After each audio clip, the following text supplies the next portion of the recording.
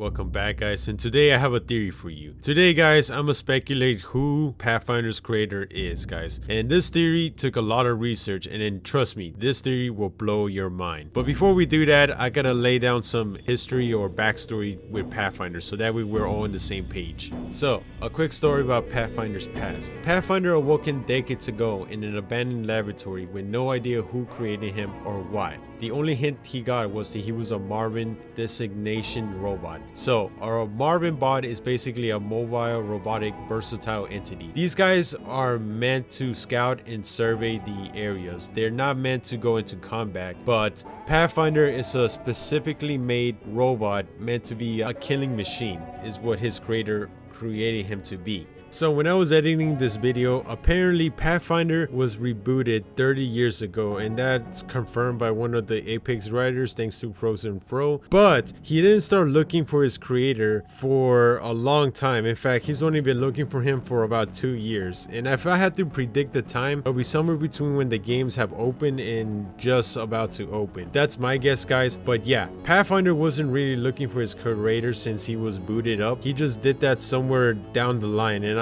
the best guess we got is that Pathfinder was asked one time who's his creator, and that's what probably gave him the motivation to try to find him. So why am I calling Pathfinder a killing machine? Well, guys, because Pathfinder technically is an old model version that was redesigned to be on the battlefield. As you can see from this trailer, Pathfinder can swing through buildings even though he must weigh tons. He can pretty much hack survey beacons to see where the next map will be, and he has a zip line which was meant to work on construction and to use to go around the battlefield. So this Pathfinder has been modified specifically to be in combat. Now here's the interesting thing. He is the only one of his kind that does this. There's no other Marvins that do this. Not even the future versions of Marvins and the MK3s do this. So this tells me Pathfinder was specifically made to be like this. Pathfinder was the only model in existence, well, in the only frontier that we know of that's like this. So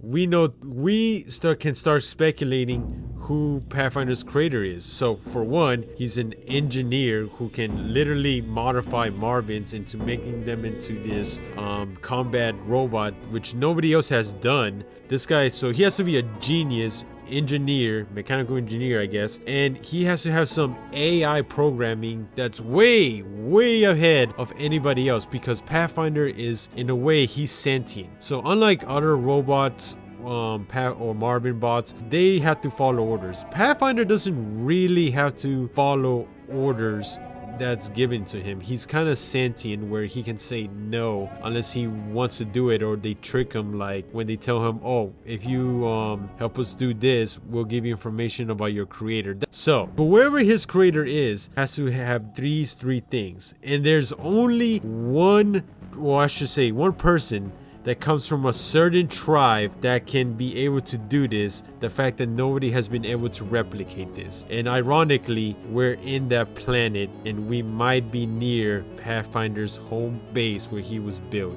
So the town of World's Edge on the planet Talos, the season 3 map that we're playing right now, Pathfinder has a lot of strong connections here. So decades ago, an explosion happened that covered the surrounding area in a lethal flash freeze explosion. Today, World's Edge is deserted, its borders inhabited by a small community of hunters who reportedly spurn modern technology. Interesting. For those of you who are wondering how in the world did this group of hunters spurn modern technology, you gotta remember, planet Talos had a rare mineral that the IMC wanted to get, but because of the explosion and because they definitely didn't do it, they kinda decided to abandon this place. So the group of hunters stayed behind, and of course probably one of them, because these guys are supposed to reject technology, but one of them probably found out that with this earth mineral they can create technology that has not even been invented yet. In fact, this is where all of it starts. So how did a group of hunters went from rejecting technology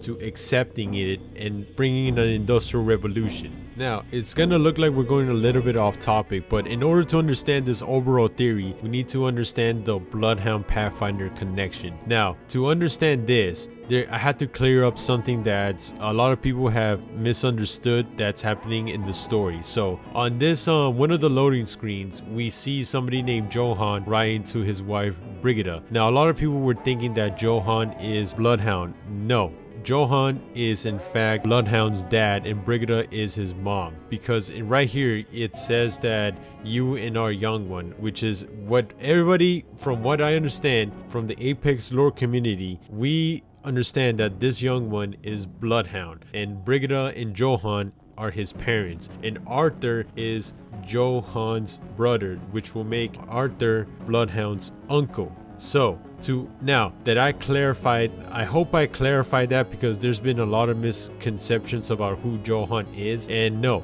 Johan is not Bloodhound. That's in fact his dad and Brigida is his mom. So now that I got that out of the way, we can continue with what's happening with this big picture theory. Now, this is where we go dark on this theory. Now, it's not said, but it's kind of implied that Bloodhound's parents died somewhere when he was young. Now, we know this because we know that Bloodhound was raised by a group of hunters and by mainly his uncle Arthur. Now, what happened to Bloodhound's parents, we have no idea as of this time, but I like to imagine that Arthur stayed behind to work on their house that they were building, while Bloodhound and Johan went to that train station to meet his mom Brigida. And what happened, it just so happens to that day, my theory is that this is when the explosion happened, and just before the explosion erupted, I like to think that Brigida and Johan went straight to Bloodhound, a young Bloodhound, to cover him up. That way the flash freeze explosion would get to him. Fortunately for Bloodhound, he survived, but for Bloodhound, was stuck between two statues of ice that were once his parents. And it wasn't until many hours that until Arthur went towards the city that he found Bloodhound. There, wrapped around two statues, ice cold and non-living, and Bloodhound stunned on realizing that his parents just passed away. Now, for the people who are wondering, how do we know Arthur joined this group of hunters? Well, in the same loading screen text, we know that it says that Arthur gave up on electricity. Now, that's a weird set of words, because why do we need to know that Bloodhound's uncle gave up on electricity? Like, how is that important to the overall story? It's not until you put the pieces together. The reason Arthur's brother gave up on electricity was so that way he can join this group of hunters who do not accept technology.